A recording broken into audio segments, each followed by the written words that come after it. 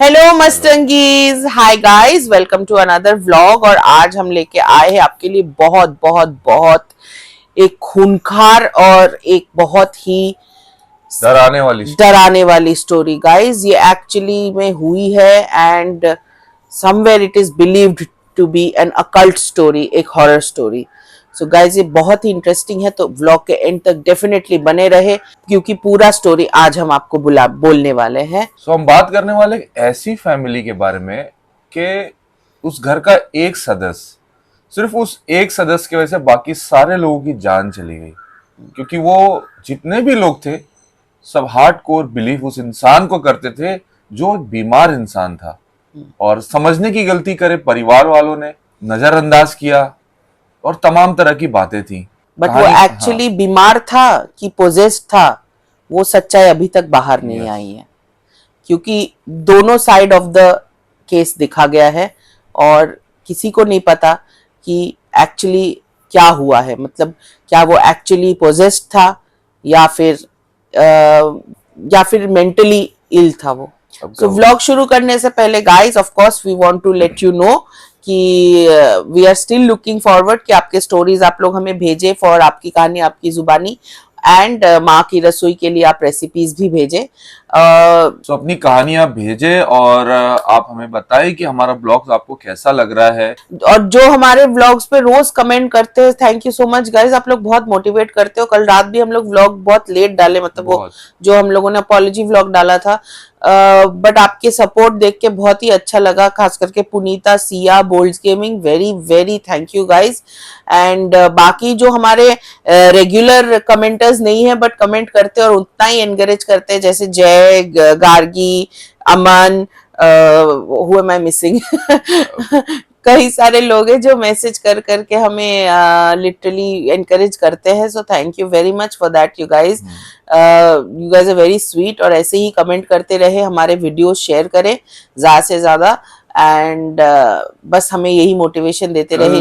कल अच्छा लगा कि एटलीस्ट हमने इतना लेट और इतनी परेशानी के बाद भी एक छोटा सा मैसेज दिया आप लोगों को, और उसका रिस्पांस आप लोगों ने दिया, जो कि मुझे बहुत और डेबी को बहुत अच्छा लगा। Thank you for understanding. आप लोग समझते हो सिचुएशंस को, हमें समझते हो, उसके लिए बहुत बहुत थैंक यू सबको। Thank you guys. So let's start with the story guys. Basically ये कहानी है, एक बुरारी नाम का शहर है, वहां पे ये घटना घटी थी। ये बहुत ही नोन घटना है और बहुत ही मतलब कई सारे रिपोर्टर्स, कई सारे न्यूज़पेपर्स और इसमें आ चुके हैं। तो ऐसे डराने वाले किस्से या ऐसा डराने वाला हादसा कभी नहीं हुआ था जब तक ये नहीं हुआ। तो ये बेसिकली स्टोरी है एक फैमिली की जिसमें 11 लोग रहते थे। बहुत ही खुशी खुशी से रहते थे, एक साथ रहते थे। उसमें 2 बच्चे भी थे, 2 भाई थे, उनकी बीवियां थी, उनकी माँ भी उनके साथ रहती थी। और ये लोग रहते थे वही छोटे से शहर में। एक 2 माले की बिल्डिंग थी, मतलब 2 माले का घर था उनका एक प्लाईवुड का बिजनेस भी था और एक छोटा सा किराने का दुकान भी था उनका। 20 साल से ये लोग वहीं रहते थे। उनके डैड भी थे गोपाल नाथ, जिनकी डेथ 2007 में हुई, और उसके बाद पूरी जिम्मेदारी जो है इन दोनों भाइयों पे आई। बट जो छोटा भाई था वो सबसे पहले मतलब आगे आके उसने बोला कि नहीं, मैं ही ये सब सॉल्व करूंगा, जो भी थोड़े फाइनेंशियल इश्यूज हुए थे। डैड के क्लोज था वो, हाँ, पापा के बहुत करीब था वो। हाँ, तो ऐसा नहीं कि वो लोग बहुत सारे कर्जे में या डेट में डूबे थे, नहीं, वो थोड़ा सा फाइनेंशियल इश्यूज था जो ललित ने खुद सामने आके ये पूरा सॉर्ट किया। 2007 में उनके डेथ के बाद ललित बहुत इंट्रोवर्ट टाइप हो गया, चुपचाप रहने लगा, ज्यादा बात नहीं करता था, किसी से मिलता जुलता नहीं था।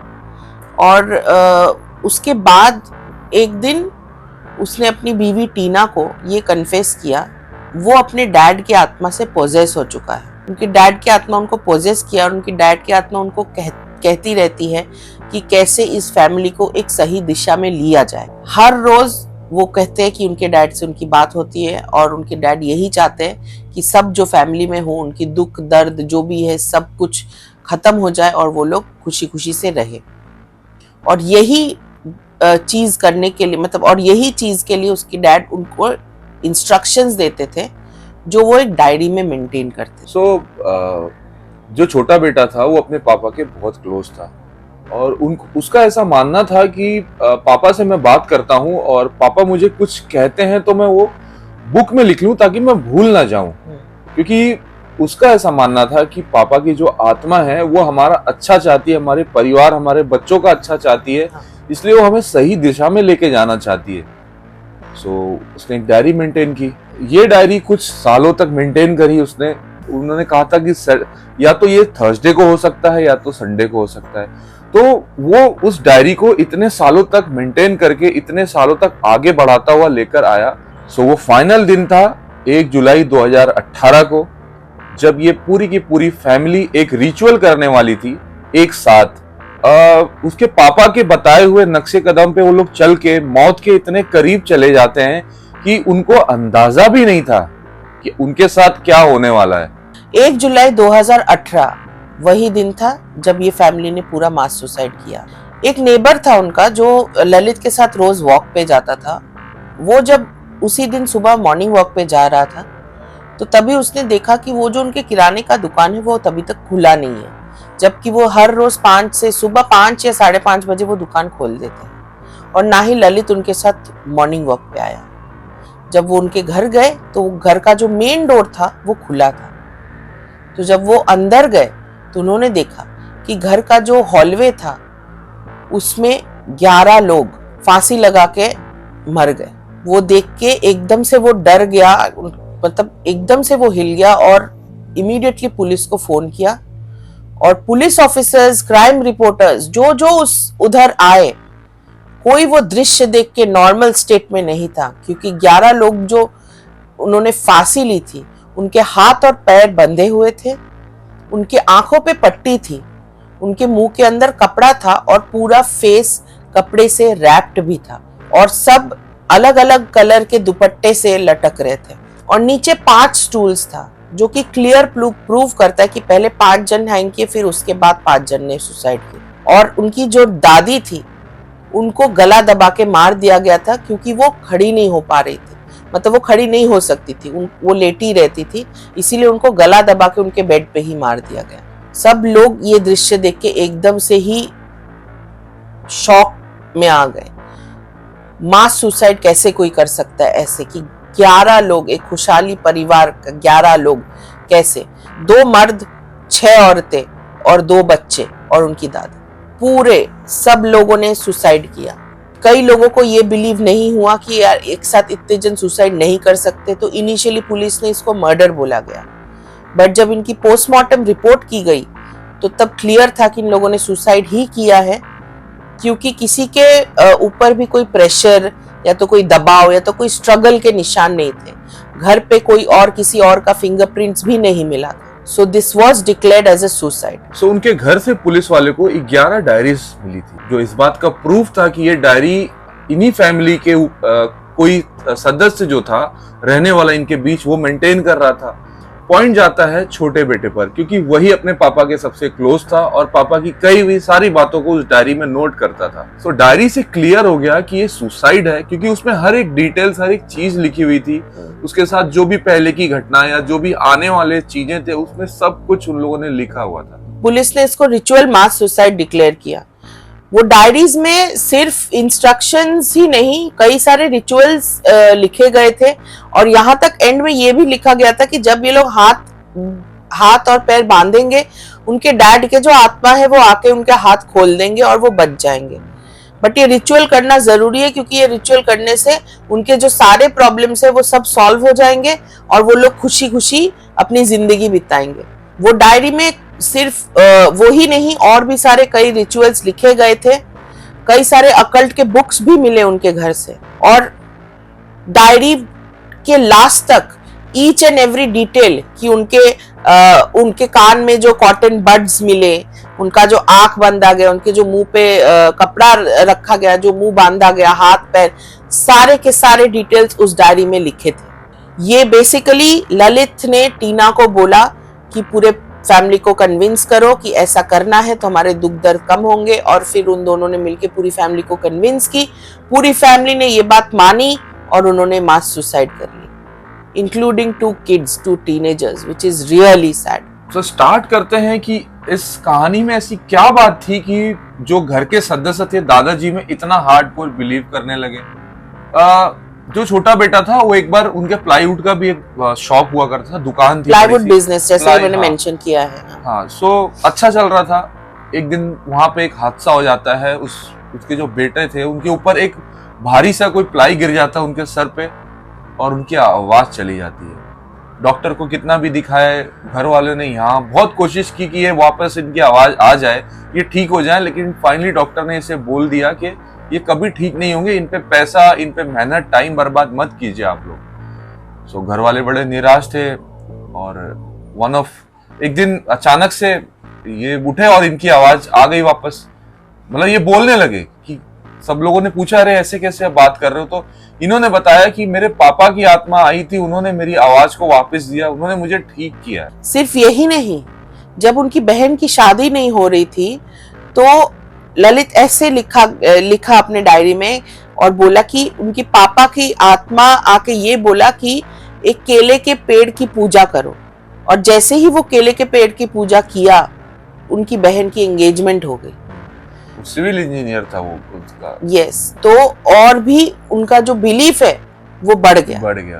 तो पूरी फैमिली को ये बिलीव होने लगा था कि अगर हम ये रिचुअल करें, जब तक ये लोग वो स्टेट पे पहुंचे, वो मेंटल स्टेट पे पहुंचे, in spite of being an educated family, मतलब पढ़े लिखे फैमिली थे वो, ये सब होने के बावजूद वो ये मानने लगे, वो ये बिलीव करने लगे।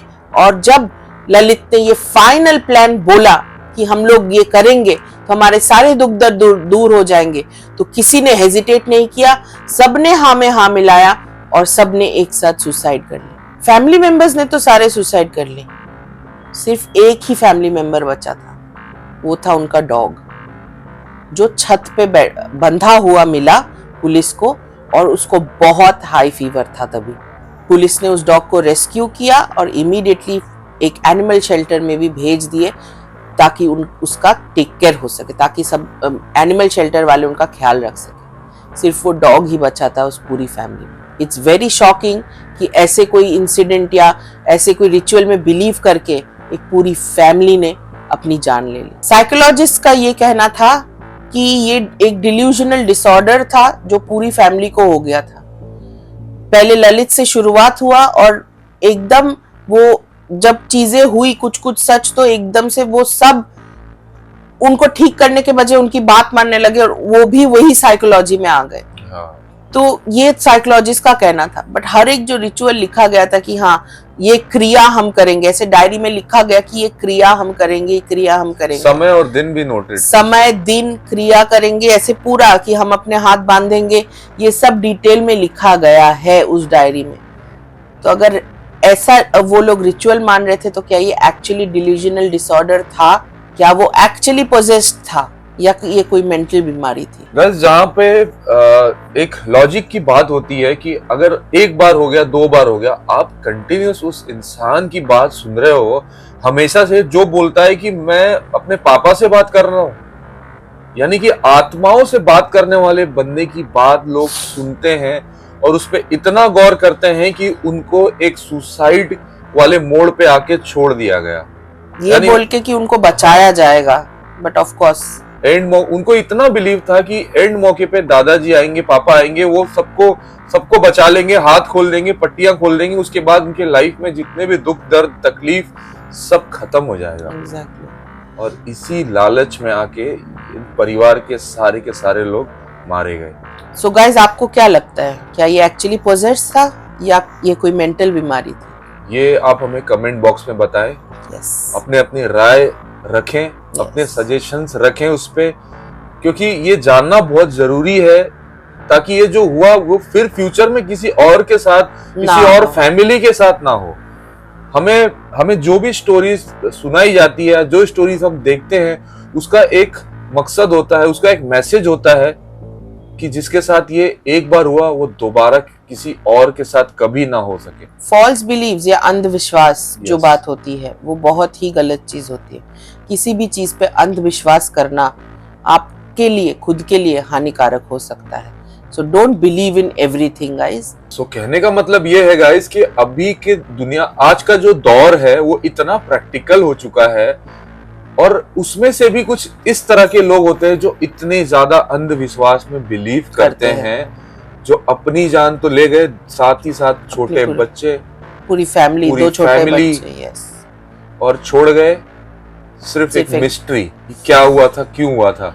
ये तो पुलिस मानती है कि हाँ, रिचुअल मास सुसाइड था, बट असलियत क्या है, लेकिन असलियत क्या है ये तो वही जो 11 लोग थे उस घर में रहने वाले वही जानते हैं, या फिर भगवान जानता है ये किसकी आत्मा थी, किसने किस लिए क्या करने को मजबूर किया था उन सब लोगों को।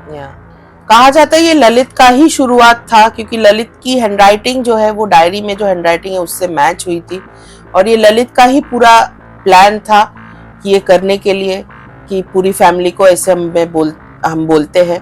उनका एक डिस्टेंट रिलेटिव का ये भी कहना कि ये मर्डर ही है जो ललित ने और उसकी बीवी ने मिलके प्लान किया है, और पूरी फैमिली को ऐसे झांसा देके मारा गया है। बट वो फिर खुद क्यों मरेंगे? मर्डर होता तो खुद क्यों मरते? तो गाइस आप लोग बताइए हमें कमेंट बॉक्स पे कि आज की स्टोरी आपको कैसी लगी। यस, एब्सोल्युटली गाइस, आपके कमेंट्स का हमें हमेशा इंतजार रहता है। सो जल्दी जल्दी कमेंट करके बताइए कि आज का ब्लॉग कैसा लगा, आज की स्टोरी कैसी लगी, और हम डेफिनेटली और अच्छे कंटेंट लेके आएंगे। आपका प्यार और आपका सपोर्ट ऐसे ही बरकरार रखे। अगर पहली बार हमारे चैनल पे आए हैं तो सब्सक्राइब करना ना भूले, वीडियोस को ज्यादा से ज्यादा शेयर करें गाइज, और हमें इंस्टाग्राम पे फॉलो करें, लिंक्स डिस्क्रिप्शन बॉक्स में मिल जाएंगे। और आपकी स्टोरीज भेजे, आपकी रेसिपीज भेजे, यस गाइस, आपकी कहानियां भेजे, please, we are eagerly waiting for it. So आज के लिए इतना ही गाइज, मिलते हैं अगले व्लॉग में। Till then bye.